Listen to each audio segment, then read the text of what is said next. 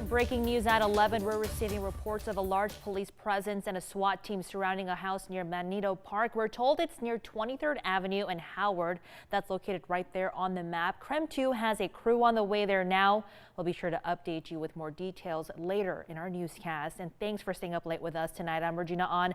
Big news for Spokane County tonight. The city is one step closer to phase 2 of the state's reopening plan. The Spokane Regional Health District has submitted a variance request to move Spokane County to phase 2. That application was based on Governor Jay Inslee's new criteria for additional counties to apply for a variance. The variance application included an updated recommendation from Dr. Bob Lutz, letters confirming bed capacity, and a letter of approval from the Spokane County Commissioners. It has been submitted for approval by Washington State Secretary of Health John Wiesman.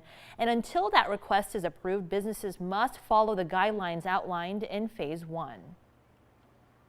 Restaurants around the nation are getting a little creative with implementing social distancing measures for dining in, like this restaurant out in Ocean City, Maryland. They are using bumper tables intended to separate customers for social distancing. And as you can see, people are seen rolling out of these customized tables. They're essentially inner tubes on wheel. Very creative there. Well, closer to home here, restaurants hope that they can partially reopen by this weekend. But for some restaurants, 50% capacity just isn't enough. So now a new plan is on the table. Let them put seating out in the street. Our political reporter Casey Decker explains. It's not a new concept. In fact, it's one being tried out across the country right now. And allowing restaurants and other businesses to operate on the sidewalk, in parking spots, or in the road has actually always been a possibility in Spokane. You just need to apply for a permit. So they were popular, but as soon as we implemented it, the interest dropped off significantly. I think this will spark interest again because it'll be an option for restaurants. A pilot program 3 years ago was successful, but after the initial excitement wore off, so-called streeteries became a thing of the past.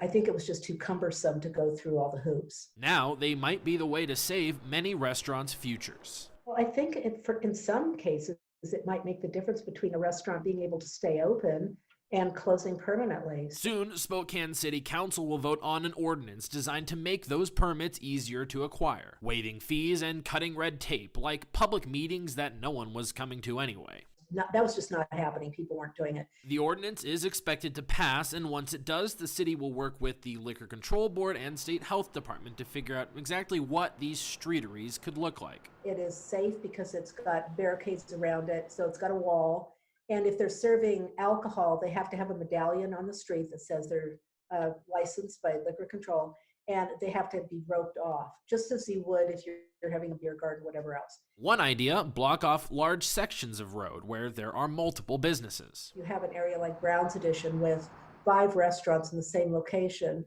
Consider taking out a special events permit so that all of you could be out in the street, maybe close down a portion of the street. The outdoor seating won't count against each restaurant's capacity limit, though social distancing will still be required. It could also bring new vibrance this summer to a city exiting the hibernation of quarantine. And if it works, the city could make the changes permanent, so we could see more outdoor business even in future COVID-less summers. I think we're looking to streamline this, make it easier for the businesses going forward, even after this is over.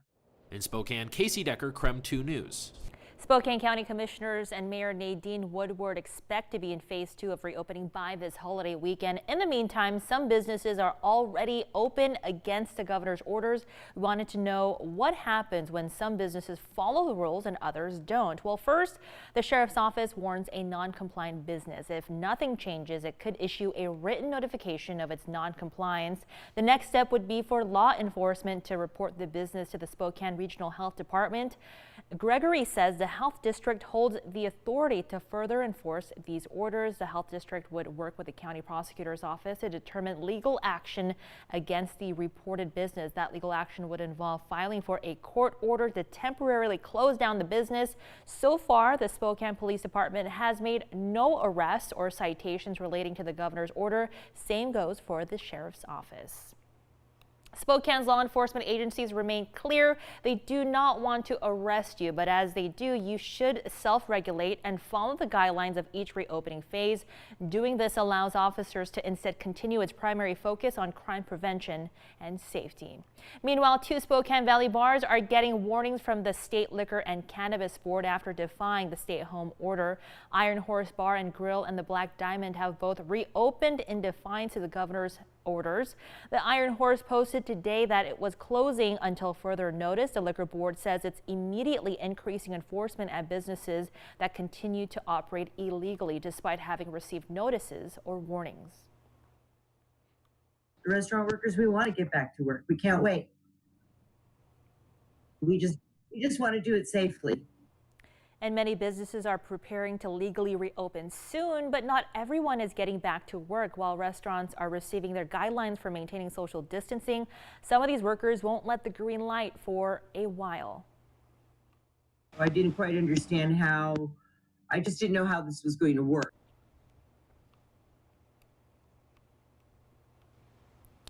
And Terry Kramer works at the Davenport Hotel as a banquet server. She's been in the business for 40 years, but with social distancing restrictions still in place, she's worried she could be one of the last of her coworkers to go back to work. Right now, the hotel is expected to reopen on June 11th, but there won't be any large parties or events for Terry to serve. This means cooks and waiters will go back before she will. And you hear tonight, customers in Washington aren't ready to dine in. That's according to a Washington State University study. It says 65% of those surveyed are unlikely to return to in-person dining if the stay-at-home orders are lifted. Additionally, the survey found that 27% said they would wait for 1 to 3 months before returning to dine out. All right, so we are bringing you new coronavirus information every day, and tonight we're talking about Grant County. You might be asking yourself why. Well, Governor Jay Inslee announced certain criteria for larger counties to apply for a variance to move on to phase 2. Well, Grant County was not a part of those 10 counties able to move forward. So let's take a look at some figures right now. Grant County has a total of 98,740 people, rounding up to 100,000. They'll need 10 or less cases for 14 days. And they've done that for the past 14 days from today. But if we take a look at this graph, you'll see the confirmed cases steadily going on an upward climb. You'll see that in orange. However, new cases are relatively low. Those are down here, and mostly zeros and ones from today. And the highest 2 days were March 14th and April 29th. Both days only saw about 11 cases. So why didn't Grant County get approved to go forward? Well, that's because the state chose certain dates to gauge whether or not they'd be eligible. And those dates were April 28th through May 12th to gauge those numbers, like I said. And during those 2 weeks, the county had 29 cases, which is greater than 10. And so far, Grant County has 186 confirmed cases, 4 deaths, 2,036 tests done so far.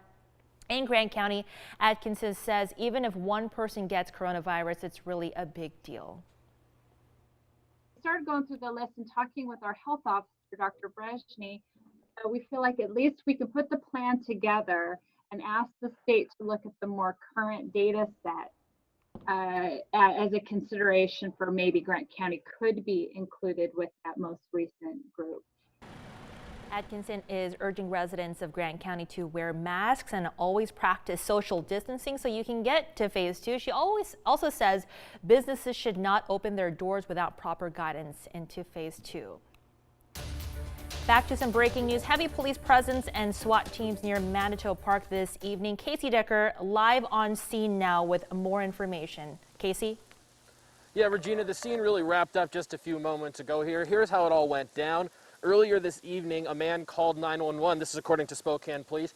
And that man told them that his 34-year-old son was naked, high on meth, and holding a knife. That man who called 911 was able to escape.